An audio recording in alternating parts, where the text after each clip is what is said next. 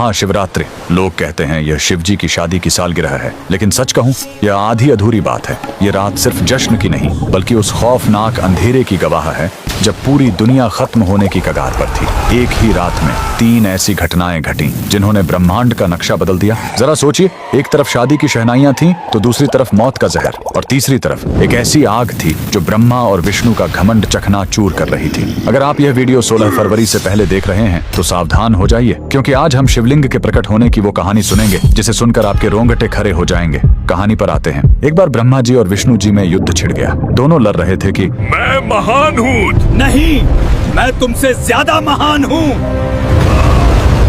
उनका यह घमंड जब दुनिया का संतुलन बिगाड़ने लगा, तब अचानक उनके बीच एक विशाल अनंत अग्नि स्तंभ प्रकट हुआ। वह आग का एक ऐसा खंभा था जिसका न कोई शुरुआत था न अंत। उस स्तंभ से एक भारी आवाज आई, जो मेरे आखिरी सिरे को खोज लेगा वही महान होगा।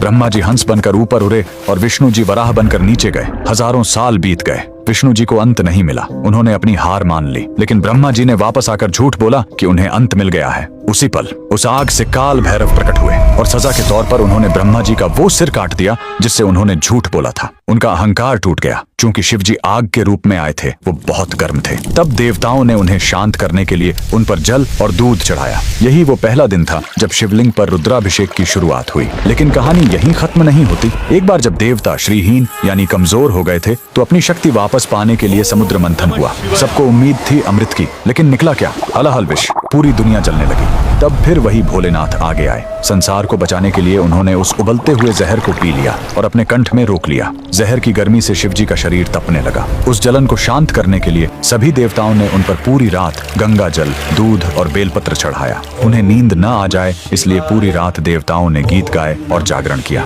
यही वजह है कि महाशिवरात्रि पर हम पूरी रात जागते हैं। लेकिन रुको, यह रात इतनी डरावनी भी नहीं है। इसी रात प्रेम की जीत भी हुई थी। जब माता सती ने अपने प्राण त्यागे थे तो शिव जी पूरी तरह टूट गए थे। वो वैरागी बन गए, दुनिया छोड़कर समाधि में चले गए। तब माता सती ने पार्वती के रूप में जन्म लिया। उन्होंने हजारों साल तक कठोर तपस्या की, सिर्फ अपने शिव को वापस पाने के लिए। आखिरकार भोलेनाथ पिघले। इसी महाशिवरात्रि की रात वो वैरागी फिर से दूल्हा बना और शिव शक्ति का मिलन हुआ। तो इस 16 फरवरी जब आप शिवलिंग पर लौटा भर जल चढ़ाएं, तो याद रखिएगा, आप उस आग को शांत कर रहे हैं और उस जहर के दर्द को कम कर रहे हैं। कमेंट में लिखें हर हर महादेव।